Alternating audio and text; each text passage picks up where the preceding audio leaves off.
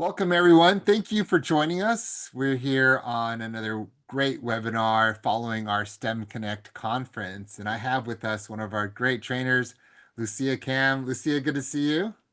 Great to see you, Jem. Welcome, welcome. And welcome to Clarence and Navishka and all the other attendees that are watching this. So tell me about your experience in Pittsburgh. What was STEM Connect like for you?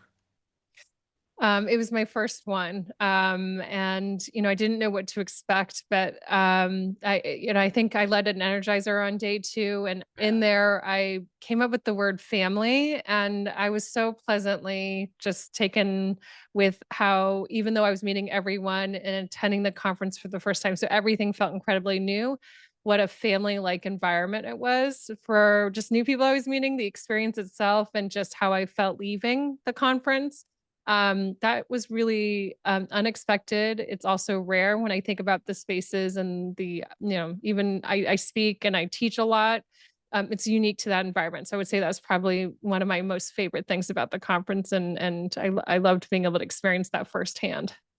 Yeah, that was fun being up on stage with you, doing the Energizer, and really seeing the sea of all the participants walking through with it. And I had so many compliments from people that it was one of the things that a lot of them did for the first time, having gone through a little bit more mindfulness, making sure their bodies were ready, and the impact that it had as they went into the workshops that we were doing.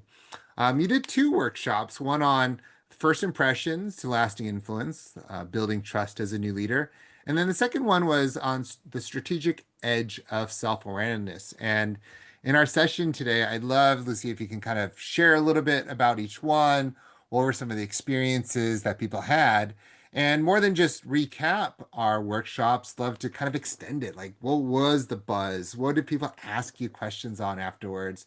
And more importantly, our goal is to help the people that are observing and watching to really not only understand what are some solutions out there to some of the leadership challenges that they face, but how we want to walk with them and help them to build competency in what we do. So, yeah, what was some of the things maybe from your workshops that maybe were landing very well for the participants and some of the goals that you had? Yeah, I love that question, Jim. If I miss anything, please chime in and ask away. Yeah. And also to the participants today on the Zoom. I'll start with the first topic, which is, what I set up on the topic around lasting first impressions is it's so hard to be a new leader. And really, the frame I want to offer everyone is that new can be defined in a number of different ways. It could be you recently got promoted, and congratulations if that's the case. Maybe it's that you recently graduated and started your first role. A use case I am seeing a lot these days because change is happening so fast and so quick is often people are finding themselves in new jobs yesterday or today because they're restructuring huge changes in the workplace. And leaders are overnight finding their organizations collapse, greater responsibility, new managers, just constant change. And the thesis for my session was really around when you're new, it is one of the hardest times to learn any skill, period. In particular, around how do you build a lasting impression. And one of the first things that I think of and I coach a lot on and teach on is how do you build trust? And I think everyone on this webinar would say trust is foundational. For some people, if it's not there, it's a non starter. And so I wanted to merge these two topics, how to be new and be successful, really navigating this topic of trust. And so the framework I taught was truly from Charles Feltman's work, A Thin Book of Trust, which is fantastic. It's still my go-to. And I'll just share briefly what I shared. The crux of Charles Feltman's work, and the way I think about trust is there's essentially four dimensions. And these dimensions are really how do people think and experience trust? And I would say, Jim, to answer your earlier question, what I loved about it is I'm swimming in this topic all the time. I teach it, I coach about it. My clients come to me and say, Lucia, I have a breakdown in trust in my executive team, or I have a direct report, or I have a manager I don't trust. So I feel like I'm swimming in this topic forever and ever. But what was so refreshing was to be with people where this is the first time they've ever been asked how to think about trust. And I love being reminded how hard it is to be in the beginner seat. And Mm. so I think that was probably one place that I really enjoyed being taught again, is how hard it is to be in the beginner seat. And then the second is that these are foundational questions that, almost insert any challenge or problem. Every question I got from the audience, it actually came back to these four dimensions. So very quickly, the way the framework is set up is the way that each one of us experiences or needs to experience trust falls into one of these four categories. And also the opposite is true. It's like, Jim, if I'm meeting you for the first time and I'm trying to build trust with you, one of the first things I really will want to and try to understand is how do you want me in our working relationship to build trust? And there's four dimensions, which you'll see here on the screen. And those are competence, which is the ability to perform the task, the role. Do you have the skill? The second is reliability. So your ability to consistently meet commitments and keep promises. The third is care. And by the way, these are in no particular order, just how I have them on the slide. It's about, hey, do you really have my best interests, not just yours, but you're able to put yourself in my shoes and have my best interest and well-being in mind. And sincerity, which means are your perspectives, your opinions really aligned with your words, your actions, and there's no difference in those two things. And I would say, we spent so much time in the group, and the one punchline that I would say the participants really walked away with appreciating were twofold. One is that I actually broke them into pairs. And so I said, okay, if you can meet someone today, I actually had them ask themselves, on a scale of 0 to 10, I had them pair up. I said, just keep this number to yourself, but on a scale of 0 to 10, how much do you think you trust this individual in front of you? And they just met them 3 seconds beforehand. And I said, do not share this number out loud. Just mentally record that number, have this trust conversation. I gave them some very simple questions to ask each other that would understand each of these definitions for each other.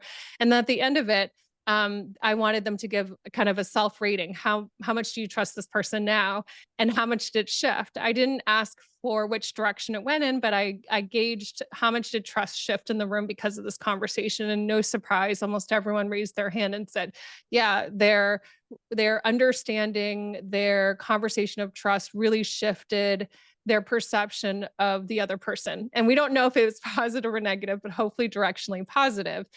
And I loved that because one of the participants said, it was remarkable. I sat down with someone, it was exactly on this point, sincerity. How this person defined sincerity was completely different than how I define sincerity.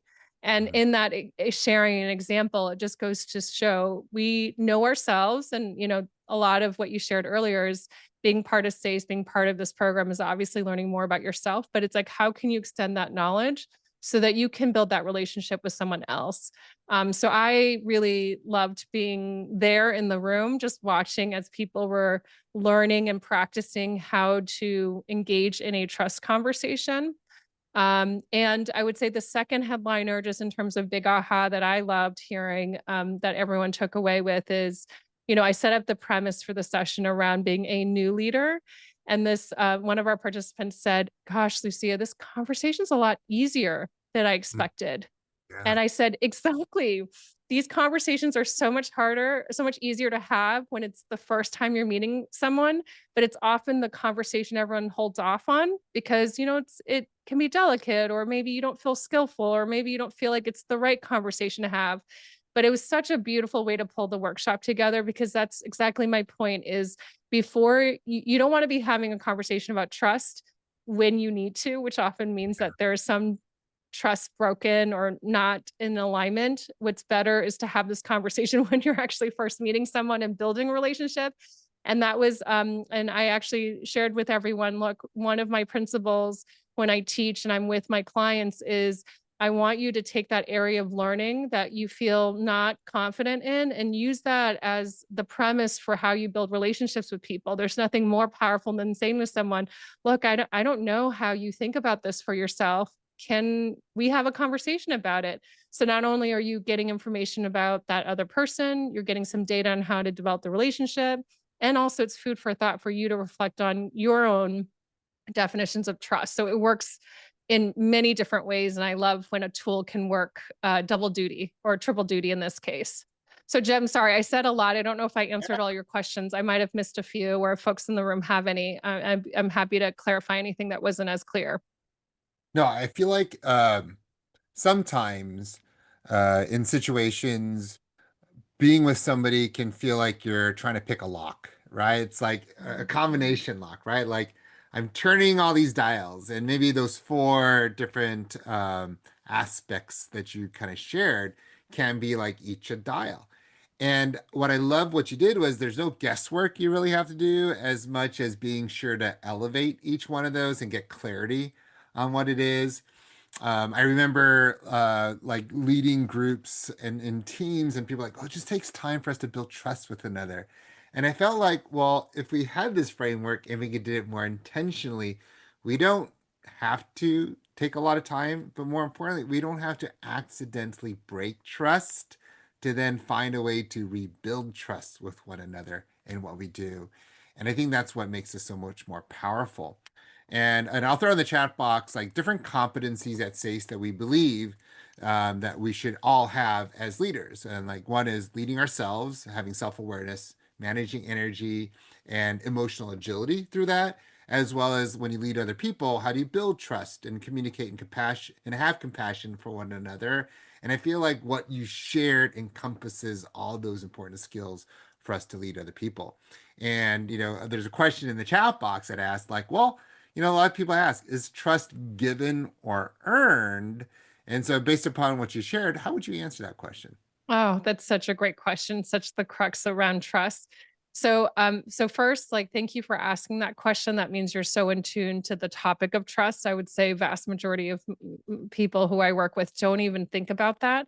And it's not, my answer is not to poo-poo which side of you're on, but it's wonderful that you first asked that question. Then I would say it's the next question I would ask you after that is, what then do you need? If I was someone who was about to build a relationship with you or wanting to extend and fill your bucket in trust, if you are someone who needs is gives it or someone who earns it, then in that case, I would want to understand some very specific questions. So, Jim, in full transparency, I'm someone where maybe it's the second generation immigrant mentality. I'm, or maybe because I'm a skeptic, a high skeptic. But unfortunately or fortunately, trust has to be earned, especially from people who I don't know well. And in that case, if you're like me or that comment resonates, I would say the question I have for you is then what do you need for someone else to be able to build trust with you? And can you share that in a concrete, specific statement? Now, even as I say that to you, I don't have one. I'm actually retaking Charles's class with him right now, and he asked me that, and I was like, "Oh my gosh!" So right now, I'm journaling a lot around what like, and I'm getting down to like kind of the third and fourth level around my specific comment on if someone really wants a little bit of I often work with my CEOs in creating a user manual of when they have a new executive team. So like your rice cooker at home has a instruction manual, right? I think every new leader needs to create an equivalent for themselves. And so one of the questions in there is if someone's learning how to build a relationship with you, how should they build trust with you? And it's crazy. I coach a ton of leaders on this for them, and I don't I don't have that for myself. And then on the opposite is true, Jim. If you're someone that gives trust easily, then the second level question I would have is then what takes trust away from you, or what impacts or reduces the level of trust you might feel with someone if you give that immediately, and how can you share that understanding concretely and specifically with someone new who doesn't know you. And it's a very eye-opening conversation that if I would suggest having it with maybe a close friend who knows you well, who in some ways can hold you accountable to your answer, or if you have a coach you can work with, or a close colleague.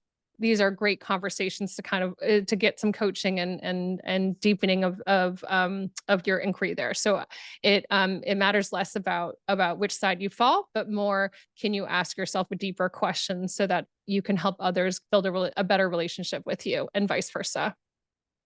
I love that. And by the way, for those, I put the book as well as the four elements in the chat box just for reference. Oh, thanks, Jem. Yeah. But Lucy, what I really love what you shared is sometimes realizing what we need for trust and what other people are willing to give could be different. And having that awareness of, well, if I'm someone that expects trust to be given because I give trust very easily, but let's say for you, if it has to be earned, then I could easily break trust or not even get myself the opportunity to earn trust from you because I'm handling trust differently, which in some cases can come off as though I am not trustworthy by you because for me, it seems like I handle trust very loosely and I'm careless with trust. Would that be an interesting summary that I'm presenting? Absolutely. I have clients who come in where it's actually not about do they themselves give or need trust to be earned, but they're perceiving how others, exactly that case, Jim. And as you know, all coaching paths lead back to yourself. So it's less about that and about how someone else needs and your assessment of that. But as you build this relationship with them, then what's important on the type of conversations you need to explicitly have. And I think with that point, what I often will tell, and it's a little bit related to my second topic around energy management, Mhm. we are constantly making assessments of people because our brains really need to take care of ourselves. And so we often create stories or we take in a ton of data consciously and unconsciously in our day to day. And so we are often in working environments collecting a ton of data and figuring out how do we use that data to then form a relationship or a decision with someone. And what's most important is just to make sure you are aware of the conversations going on or the assessments you're making. And if there's anything that you that might impact a relationship you're creating with someone around trust, is how do you a great tool, a great coaching tool I often suggest my clients when they say to me, Lucia, like, how do I start to have this conversation around trust? And I always teach them a very simple tool. It's called helpful questions. And there's two types of questions. There's open-ended, and then there's the opposite of open-ended. Um, I'm blanking on the name right now, Jim. You may have to help me. But the open-ended questions really invite the other individual to share their full perspective. When you ask the opposite, which is a close-ended questions, those are questions that can only be answered by yes or no, and it only gives the other person two options versus all the options. And so I think one of the best ways to start to have this conversation is, what are one or two open-ended helpful questions you can ask someone, and those questions usually start with a what, a how, a where.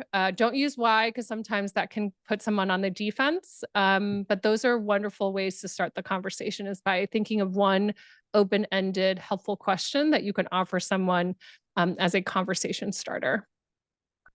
I think that's so good for us to, again, create awareness. And in some cases, what I'm hearing from you is like our unconsciousness can create maybe challenges to other people because we're pushing our preferences to others without even realizing it, right? And not just in leadership, because, as leaders, we want to be able to lead various people, whether they want to give or earn trust in that way. But on the flip side is like I feel like it's almost like we're building bridges of that trust. And before we get into the energy management, I could think about just like, man, how much more energy could I have conserved if I would have been more mindful and intentional of building trust and less frustration? Maybe like, on to other people when the reality is I'm just frustrated with myself that I can't build and earn trust.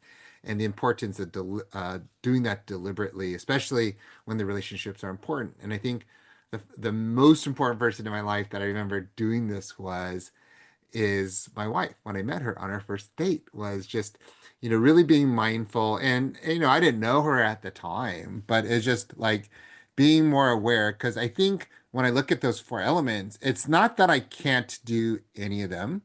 Some of them probably take a little bit more intentionality in that way, but would I be willing to serve others in that way and try to at least build trust and see how they respond to it? And so if I share like these are important to me and the other person doesn't feel like it's important to them, then it's one of those things that I can maybe give a little, but also see if they earn the rest is how I'm taking it and how I would apply this maybe, so that maybe this turns into a second date for Sims. But if I'm trying to share that this is important to me and they disregard it, then I am just going to be in a world of hurt energy management wise, and as well as like just managing expectations, frustration on the other person when I realized I had full well control in making that decision to move forward versus forcing the other person to have a relationship with me that they didn't even want to have from the get-go. So those are some things Yeah. that I'm pulling away from what you shared and just learning about these things. I love that, Jim. And I know you're giving a real example on your first date with your wife, but dating is such a beautiful metaphor for what it means to build trust with someone. I mean, when we think about the dating context, we carry a heavy mental load. We think very deeply about when we're going on a date, or back in the day, in our cases, when we were on our first or second dates or multiple dates, and we don't bring that way of intentionality at times to how we build relationships in the work context. So I actually really love that metaphor. In some ways you are creating a deeper relationship with someone, which at times can feel like dating. So some of the same um preparation can be used as part of that process. But Uh-huh. Jim, you mentioned something really great I want to just highlight is in these 4 dimensions, each one of us, has a different standard. So Charles Feltman uses the word standard. You can also use the word expectation. So what you might need for reliability would look different as a standard, and expectation would look different than possibly mine. And we often think that the other person has the same exact standard or expectation, and that's when you have the misalignment. Yeah. I often find actually it's not that people have a malicious agenda and therefore cannot be trusted. Most of the time it is, Jim, you have a very clear and crisp standard for reliability. And for me, I have a different one. And so we're both trying to meet and build a relationship and we just miss each other. Right. Yeah. It often is that. And it's the micro moments of that add up over time that deteriorate trust. So one thing in my work, I do a lot of work with teams, and it's not that individuals of a team wake up in the morning and say, I want to be not trustworthy or bad at trust. Like none of us wake up in the morning feeling that way, but it's these micro moments of, you have a weekly team meeting, and like 30 of those, 50 of those add up. And that's how trust gets eroded over time. But also, I believe trust can be built in micro habits and moments along the way. And I think the opposite is true. And doing it more proactively is going to be really, really helpful and set you up for more success, especially if you're a new leader. Absolutely. And I think when we can better make those expectations and manage the relationships right, then we can feel a little bit more empowered and in control versus feel powerless. And I think yeah, the example I gave was a personal one, but there's a question in the chat regarding like how do you approach them when it comes to personal or professional differently. And the way I think about that is sometimes, well, most personal relationships, you have a choice to spend time with that person or not, unless, again, it's a relative, maybe. And with Thanksgiving coming up, maybe there's a little bit of good opportunity for us to, like, practice that with our family. But professionally, sometimes also, like, you can either choose to be in it or you might not have a choice because you report to somebody or that person reports to you. So, how would you maybe, suggest, are there differences? Are there not differences? Would you do the same approach? What is your thoughts on that? Yeah, Jim, so thank you to the person who asked this. It means you deeply care about the people in your life, either personally or professionally. And I do think about it as not different, but I'm going to use 2 different words to talk about it, so it might help people to kind of pull these apart. So often when we are in a new role, we think about that exactly, the role, the functional parts of our job. What are our goals? What are the projects? What are the tasks? What's the software? What's the solution I need to be implementing to be successful in my role? What people completely don't realize, and I see this across all levels. So I coach from, entry level leaders to C-level leaders. Even C-level leaders forget that there's a whole other part of their role, which is relationships. Yeah. And I really believe that when you think about just your success, especially in the work context, you need to think about it in terms of your role and relationships. I think as you get further, I might even say that relationships, actually, no, I'm going to go out and say, I think relationships, I'm going to make a bold statement here. I may have Okay, to check this let's go. and Okay. I'm happy for people to challenge me on this. I actually think relationships is so important, but that's why I'm a coach. So I bring a bias for you guys. You don't have to listen to me, but I would say equally both the functional parts of your role are just as important as as what's the health of the relationship. And so, Jim, to answer the question, I would say this is why I really appreciate this trust framework because it helps you think about not just the functional role of your job, but how are you investing time and an intention and attention towards how you're building relationships and what's the health of the relationships around you. And I would tell you all, people are not coming to me, even if they do say, "Hey, Lucia, I'm maybe no one tells me, that they can't do a particular part of their job. If they do, often underneath that, it is a relationship that's not functioning well, either with their manager, their peers, or someone in their organization. And I would say it's most often the health of a relationship, which I think trust is such an important part of it. That is truly what makes work so much harder. But also for those of you who love your jobs or parts of your jobs, like if you think about the people who you trust at work, and you bring to mind who those people are and the relationships you have, I guarantee you everyone, this might be a bold statement, would work with those individuals almost in some ways for free because that's how generative those relationships are. So if you think about how much you enjoy working with those people who you trust, then I would say it's a wonderful investment of time and energy and kind of mental capacity to be thinking about the level of trust you have with the people around you. So a play off of that might be is if you can build trust with the people and learn how to engage in a trustworthy way. Um, I say like for me, my experiences have been I create engagement with my team that they would want to work with me versus a compliance-driven team where they have to work with me. And engagement, they tend to want to give more and they would want to be more cooperative and collaborative by nature, whereas compliance I think of like the taxes, right? I pay my taxes, but I only do as much as I have to, and I find ways not to, maybe in some cases. Yep. Which could be more of a drain on energy. And maybe do you want to kind of share a little bit more on energy management strategies and your other topic? Yes.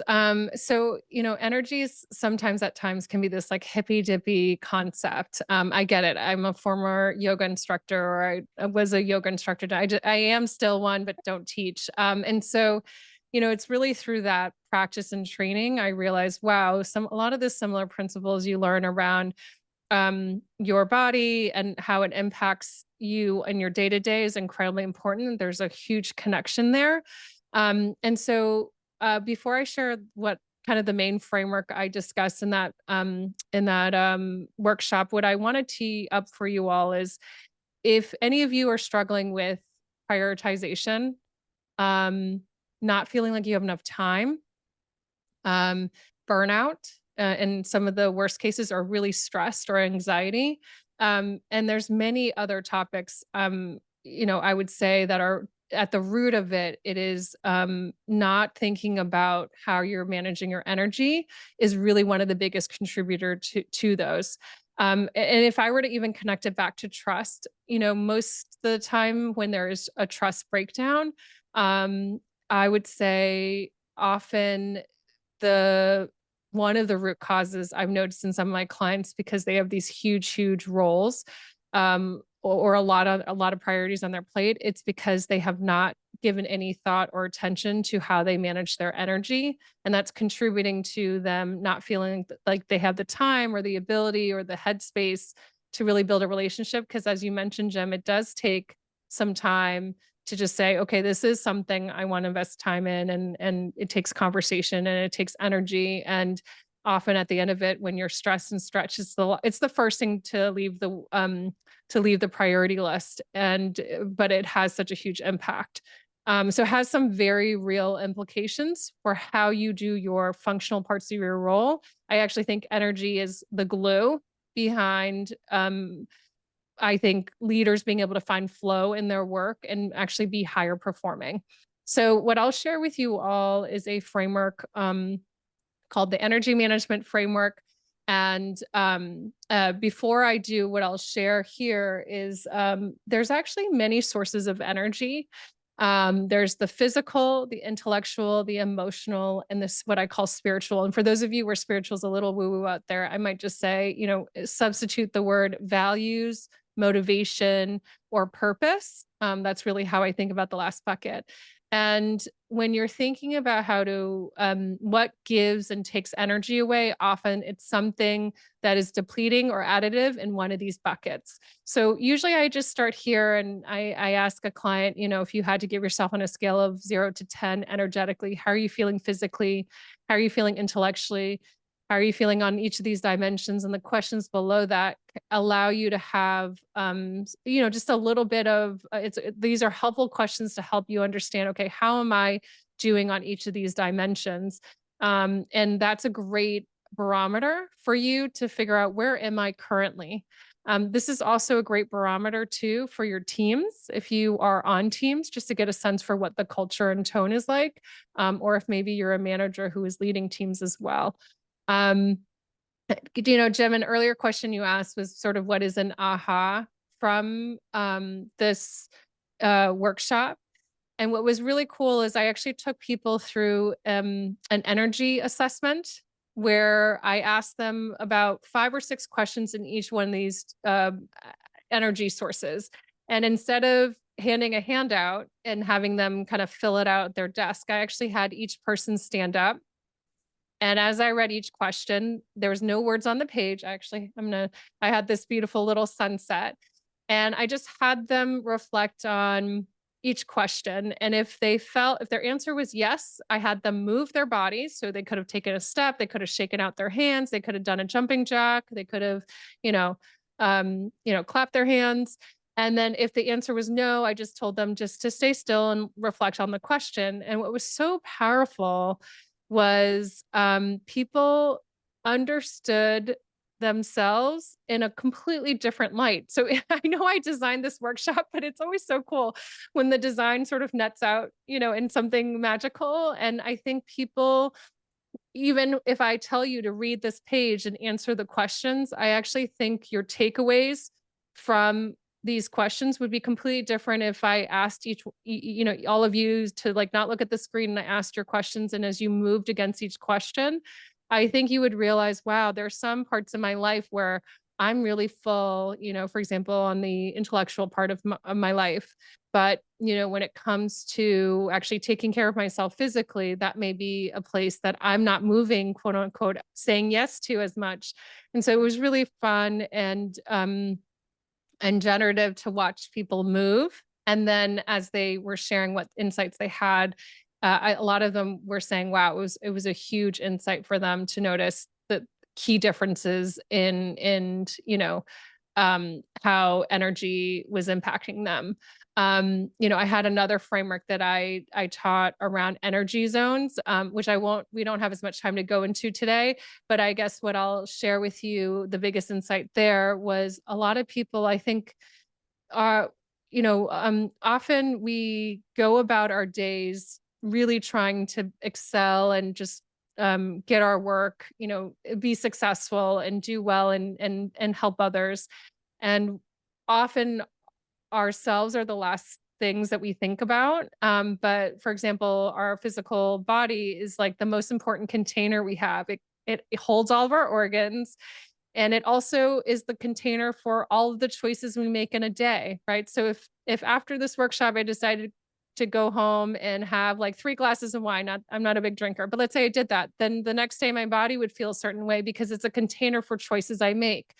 And I think we make choices like how many glasses of wine, for example, we make the equivalent decisions of those in our day to day at work, in terms of the energy we use towards certain tasks, how we sleep or not. And so this workshop was really a way to give people another tool and using their just their assessment of how their energy is as a way as important data to then decide, are they spending their energy according to the right places, and essentially giving them a quantitative way to look at data that they can look at and reflect on. If I were to take everything you shared when it comes to like this pies framework and how important it is to like where my inflection point was in growth, right, as a leader, was also recognizing, just like trust, like two of those I tended to index way too much on, and two of them I did not. And is when I recognized that I cannot move forward without the physical aspect as much, as well as the spirituality aspect of it, then that's when things really move forward. And even in the spirituality is like, for me, I interpret it as values, like what was important to me in a way. Like I would say like integrity, taking care of other people, trust as one of those things that I want to build with other people. They were all important. And I think the intellectual emotional part of it was a lot more aware intellectually, specifically because I grew up in STEM, right? So being that this is a STEM organization, and also like in the previous framework, just indexing a little bit too much on the competency side of things and more on the reliability side of things, it made me very like head big, but the rest of my body was just malnourished in a way. So when I started to like be really sincere with others, and at first it felt like I was faking it to make it, and then care came off that way. But I truly understood like having compliance driven versus engagement driven was so different, because my compliance people like just checked out and they didn't want to be with me. And then so then I would try to intellectually try to argue with them and emotionally try to manage my feelings. And I was just physically a wreck. And then I was compromising values because of it in a way. Like, what if I gotta fib a little bit? I gotta cheat a little bit. I gotta like, it's not like um I wasn't trying to be like somebody that was uh unscrupulous, not at all, but it was like, where can I make those margins? And when I shifted to really realizing like, yeah, when I care for other people, then they care for the things that I care about. And it sounds transactional, but then like people start to matter. And that professional side started moving to personal side. And I really did care. And I think like the huge part of me seeing a difference between that was like the pandemic, and then in 2001, which like 9/11 timeframe, which were two big drastic parts of my career when things crashed a lot of times. And just seeing how people responded during 9/11, where I was just such the driver of things, people could care less about coming back to work, could care less about making the trip across the bridge to be able to come to the office, versus during the pandemic. And I really cared for the people, like, hey, like I know like this is hard, like we all have families, people are getting sick, and I had to deal with a lot of that personally with my family as well. But realizing like caring about people and things can wait really built trust. And later on, when things were people were ready, they were so engaged, they really wanted to work together. And the importance that was so amazing, and how that led into just me also physically taking care of myself, and just advocating for other people to physically take care of themselves, and finding out what was important to them in their values, and how do they express that and how they practice that. And I think it made me such a more, I can see like the difference of being such a conscious, aware leader. Not just, I think like in STEM, sometimes we could focus so much on just the data, the information, and just like what's right and what's wrong, and just hold people accountable to those type of values, versus just holistically and building a team from that. So I don't know. This is the first time I've ever expressed that, like as I've compared these two frameworks together, because I've never had a chance to actually put them side by side like you did. And just seeing that's been really just, I guess, eye-opening in a way. Yeah, with that, like what were some of the other responses maybe from the participants? Did you have a chance to talk to people like after the session, and people are catching you in the hallways? I mean, what was incredible is, the way that the session was designed, everyone was going to have a commitment. And I know we always make commitments at these workshops and then we go off in our real world. But what I really appreciated is there was a handful of participants who shared something that was really important about them, and oftentimes it was related to work, but it was actually about, how they wanted to show up differently as a human being for the people who are most important in their life, and nothing they all said, "Look, this isn't something new, this is something I've always known," but in understanding it through the lens of energy, they realized how important it is, meaning that if they don't leave this workshop today Mhm. doing this, committing this time. For example, there was a participant who said, look, there's a relationship that I've neglected, and this is something I really want to invest time in. It was in the professional, personal realm. Yeah. And this person said, look, this is not revolutionary. If I attended this workshop, I would have told you this was important. But now I have an understanding of if I don't prioritize this and I don't allocate energy to building this, I'm really going to have regrets. I'm going to regret that I put my energy and time elsewhere. So I think what felt different for me when I was talking to the participants is, usually at the end of this, everyone's like, oh, I commit to X and I'm going to do Y. And tomorrow I'm going to start doing. I think people talked more about what they would lose if they didn't put their commitment as a focus, or what maybe they've missed out on to date because their commitment wasn't truly a focus. And that was really powerful because I think people had to recognize in a very vulnerable moment that there is something to lose when you don't prioritize yourself or what you need, or your management of your energy. You are losing something every day when you don't prioritize what's most important to you. And the session allowed people in a very normalizing way, and that's maybe something I really is important to me is, look, the very things that participants come into sessions working on, I can tell you 10 stories that I'm working on on as equivalent in my life. But the workshop isn't about me. The workshop is about the people who come in my front door.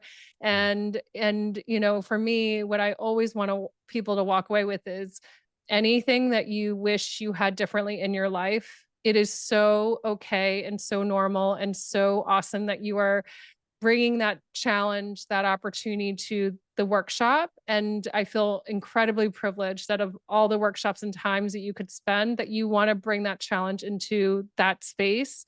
And so with that, I bring two things. I bring a lot of love and care because I know how hard it is to make that kind of behavior change. Jim, you talk a lot about how do you shift behaviors and mindsets. Mhm. And often it's not more care and love that a lot of the participants they need. They need a loving kick in the butt. Yeah.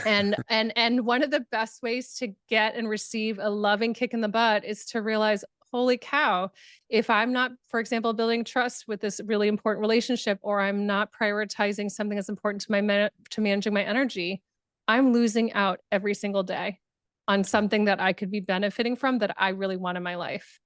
And most people had some really poignant things that, objectively, I think anyone who was listening in on the conversation would say those are, at the end of the day, some of the most important things, um, that are the most important things in life. And I guess, Jim, I wasn't prepared to share this story, but actually, since we're on it, I Yeah. guess, I know you all know me as a coach, and that was a really nice intro you gave, Jim. But, I think one story I think is important for y'all to share and why I have a personal relationship with energy management is, when I was just about to graduate college, which, in concept is this time where you start to kind of spread your wings and leave the nest and become an adult in the world and have your first job.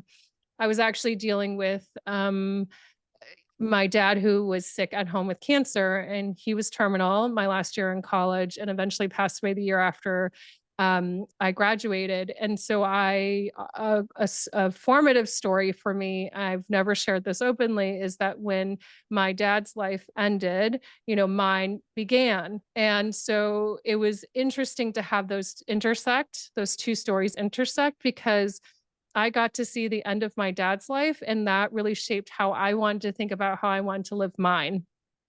And almost at every major, unlike, it was obviously a very difficult time in my life to go through that, but it made me really hard on myself at times to my own detriment. And I took a lot on to say, okay, if I'm going to spend this time, this energy, whether it be in my work or a framework, I really want it to be the thing that can really help and move and change people, because time is, life is valuable for everyone, and I really want everyone to make the most of it. So, sorry, Jem, I didn't plan on sharing that, but our conversation took us there. So, I'm going there with you, Jim, because I feel Oh, safe enough to do so. But that's the story behind why I think this topic is so important. I don't want anyone to reach the end of their life. Not that that's what any of you on this webinar are thinking about at all, but I want you to be able to feel that maybe the time you've invested in the conference, the time you invested in this workshop and many other beautiful workshops, it truly, at the end of it, I hope you walk away with that one thing that's most impactful for you, that changed you in that moment, for the better. So that's my why, for why I do my work and why this topic is so important to me. thank you. Wow, I got goosebumps because I feel like that's huge amount of trust that you would give to us, but it's also, I think, a lot of your growth that you've gone through. And thank you so much for sharing, because I would definitely say I have impactful moments like that. And I think a lot of that inflection point for me that happened between 9/11 and the pandemic was the loss of someone very important in my life, which was my grandmother. And she was the one that really helped elevate those other components that took me from, I think, a survival mindset to more of a thriving life mindset, and has really helped me in a lot of ways too. So, thanks so much for sharing.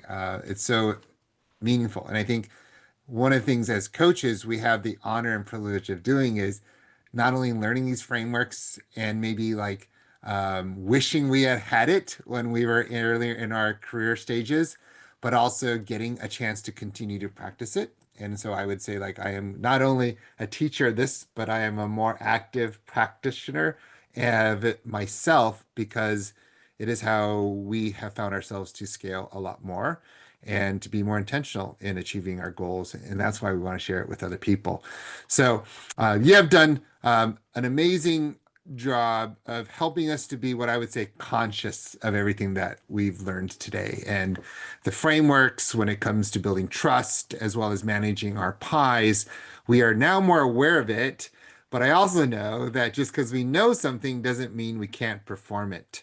And I think about like all the things that I would have managed energy better on, had a lot less grief.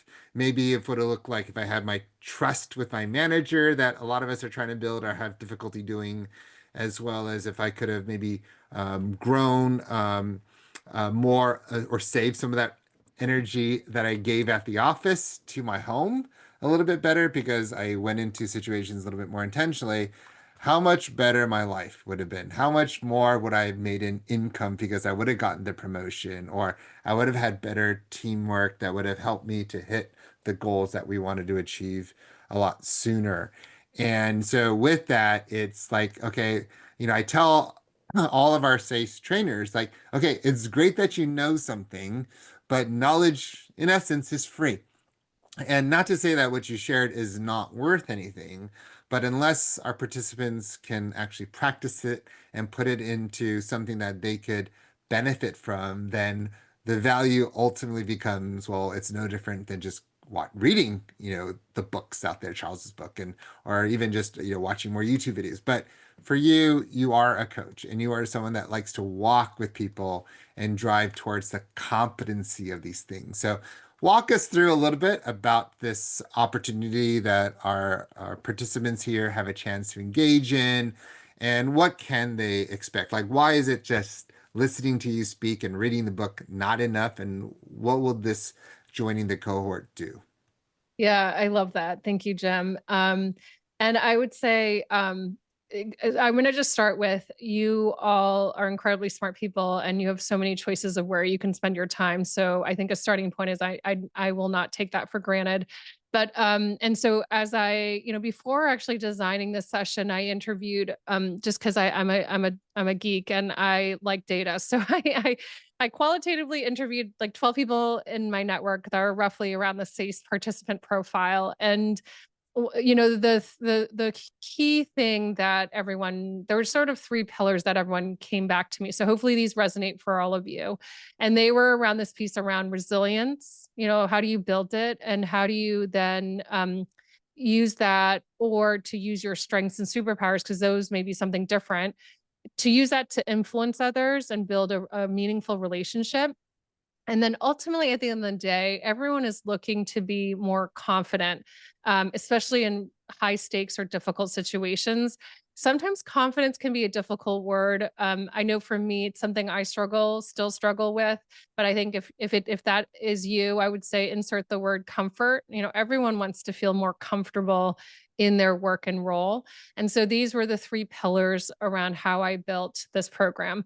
Now, what does this really actually mean? And it builds off the two core workshops I just talked about. So, under personal resilience, the two things that we'll be working on, and I love this, Jim, because you teed up one of the frameworks already. So, a couple things before I dive into the details.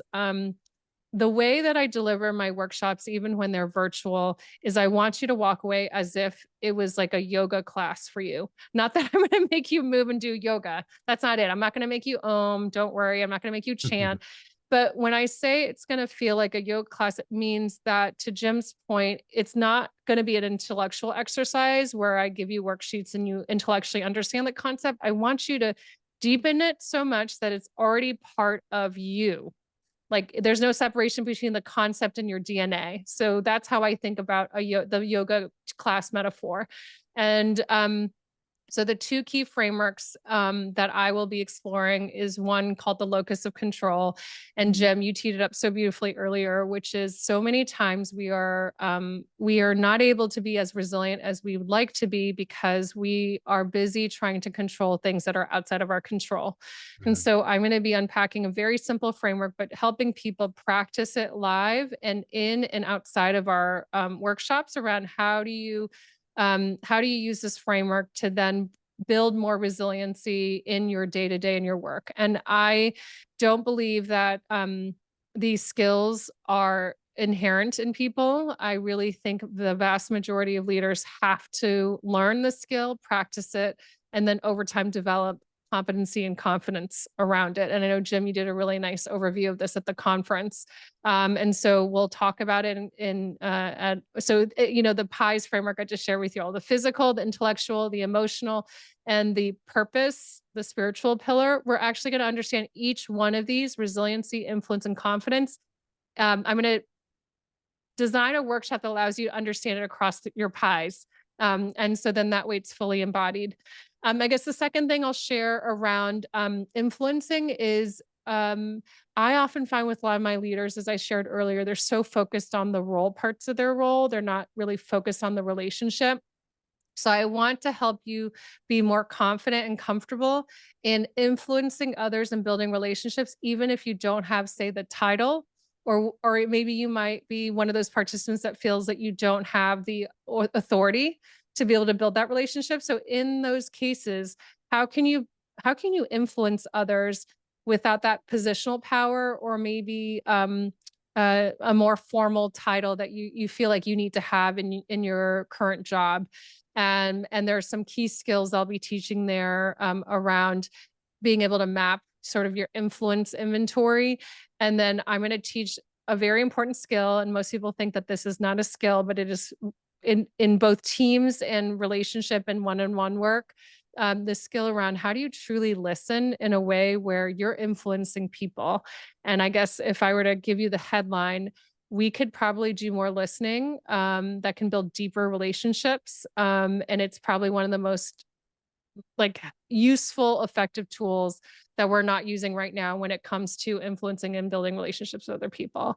And then in terms of the last two topics, I want to be very real. So many of you are navigating difficult conversations, and I want to teach you some really helpful frameworks on how to navigate those, around how to give feedback or receive feedback more effectively. And if some of you are struggling with assertive communication, how do you use this framework to actually assert and have your point of view heard? And we're going to be working with some inner and outer leadership dimensions. So as you're learning each of these skills, you're going to get two sources of data. One is around what do you need to be able to do each of these things, be resilient, be confident, and influence others. And then I'm going to help you develop a set of data for how to do that with other people. So it's not just a tool that lives with you, it's a tool that you can use with other people, your teams, and other contexts. So happy to answer any questions. I know that's a very fast overview and high level overview. And Jim, also, if there's anything I said that wasn't clear, welcome you to kind of ask any questions away. No, I think the best part of what you're sharing is not just the knowledge aspect of it, but it's the walking with. And I think tools, when you think about it, it helps us to work smarter, not harder. And I think if I go back to the frameworks again, like I was indexing too much on the two elements of trust or the two areas of my pies that I was comfortable with.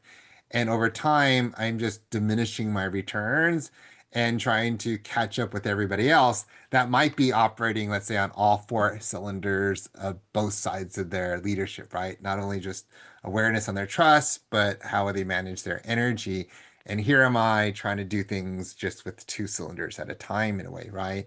And so the tools help us to do the heavy lifting and they help us to work smarter. And I think what's great about it is you're just not telling us, but you're walking with us through these times with each one of them and also being available, right? And I always ask people like, put the frameworks to the test, let it do the hard working. And then if it doesn't work, ask Lucia, I did what you told me to do. I tried my best, but yet it's not working.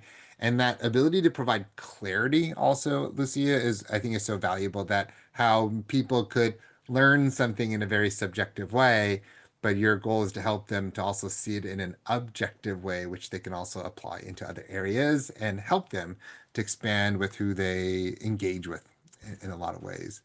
Does that Yeah. sound right? Did I summarize? 100%. Yes. Yes. And you'll have be adding a lot of tools in your toolbox. And when you learn them too, there are tools that you can use in many different contexts. So I geek gym. I maybe it's the frugalness in me that I grew up with. I love when jackets can be reversible because you get two jackets in one. That's a metaphor for how I think about the tools I teach. I don't want it to be a one tool in one context. I want it to be a one tool that you can use in three or four contexts. It's one tool you can use with yourself and other people or on a team. So I really, when I thought through what I could put together that would help build these skills, I want to make sure it's something that has multi uses because each one of you, you're leading, you're managing, you're working in very different contexts. And I want to be able to cut through all of that in a way that can be applied immediately. So one thing that I do that's unique than most coaches is I don't have a specialty in an industry or role that I coach in. I do that by design because I want to be able to see what are the patterns in how people work and lead and manage or coach or not across industries. Because in that way, if I find a pattern or a reoccurring like a challenge that a client has in one context and others, then I know, okay, then good. There's a good chance that if I put this out in front of people, at least 70% of you will say, okay, that challenge is absolutely one that I have, or this tool absolutely works. And that's important for me when I'm doing my own coaching work, and also when I work with clients on, in this context with participants who join my workshop.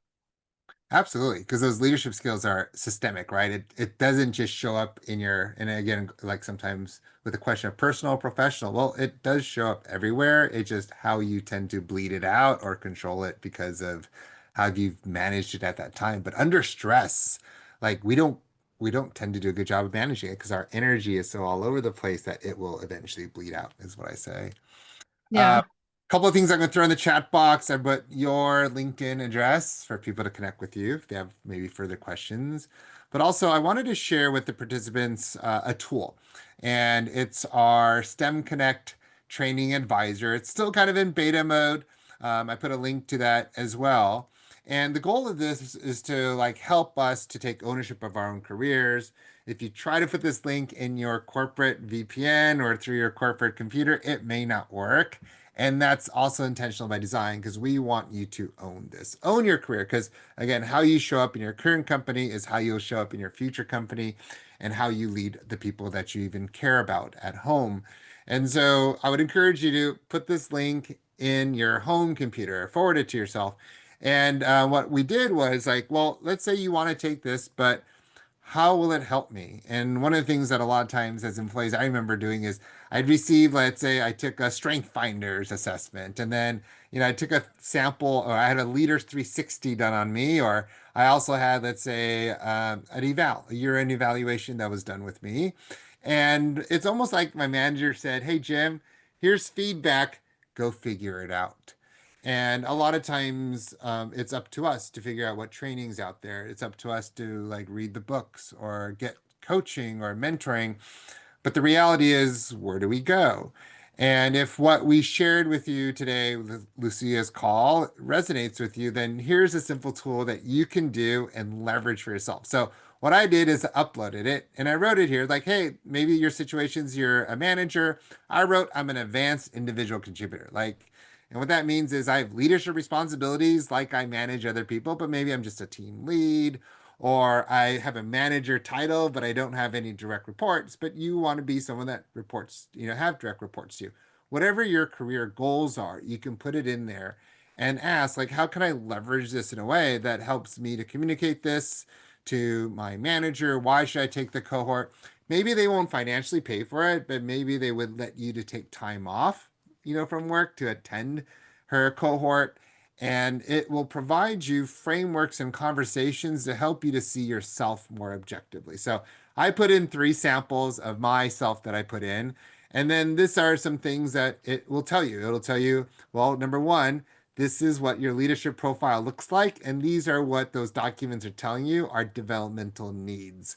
It also gives you what we call core competencies.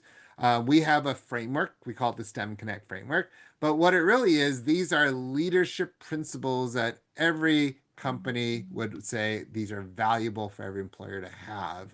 And it helps you to understand those specifically. Next, it also tells you, like, well, what is it about Lucia's cohort is going to help you, and tell you, like, how is this going to apply specifically to you building your leader? What are those leadership skill sets that you'll build on? And maybe even just how it's going to help you with your team. So, like, why does the team benefit, not just you? And your ability to maybe communicate this as the business rationale on why they should encourage you to go. We take this a little bit further. Like, hey, if you wanted to have a script with your manager, you have this conversation piece that you can share maybe in your next one-on-one.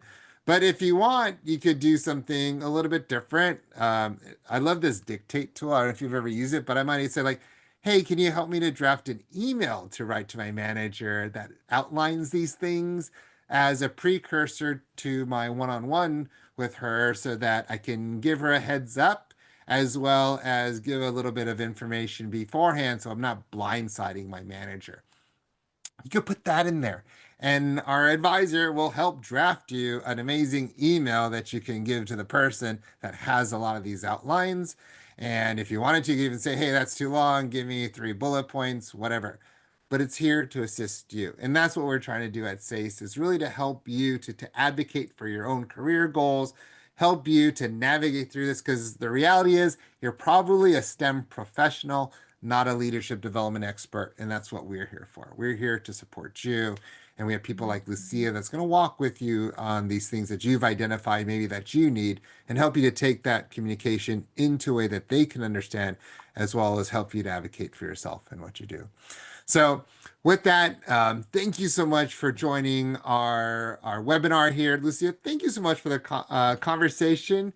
Not only sharing something great for us to be able to know exists out there and walk with you along in the cohort, but also being so vulnerable to share, like, how has this personally impacted you and the benefits that you've gained from having these frameworks in mind for you. Anything else that you want to finish off with, Lucia, to share? No, the pleasure's mine, Jim. Thank you for inviting me to be part of this journey. Really grateful to the SACE community, and thank you all for tuning in.